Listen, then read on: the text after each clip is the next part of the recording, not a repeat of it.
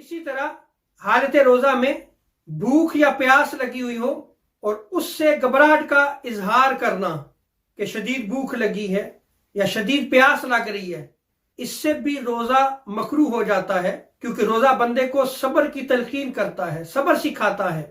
उसे सब्र करना चाहिए, वो इसका इजहार मखलूक के सामने ना करे। इसी तरह अगर नहाने की हाजत हो और गुस्ल को वो कसदन जानबूझकर सुबह सादक तक अगर वो मुअख्खर करता है तो इससे भी रोज़ा मकरूह हो जाता है। यानी अगर बंदा हालत जनाबत में है और उसके पास वक्त है तो उसे चाहिए कि वो गुस्ल कर ले, उसको खामखा मुअख्खर ना करे, क्योंकि इससे रोज़ा मकरूह हो जाएगा। हाँ, अगर वक्त की कमी है, अगर वो देखेगा कि अगर मैं गुस्ल करता हूं इससे मेरी सहरी जो है वो मिस हो जाएगी, मैं सहरी से रह जाऊंगा, तो फिर वो सहरी कर ले और सहरी के बाद वो गुस्ल कर ले।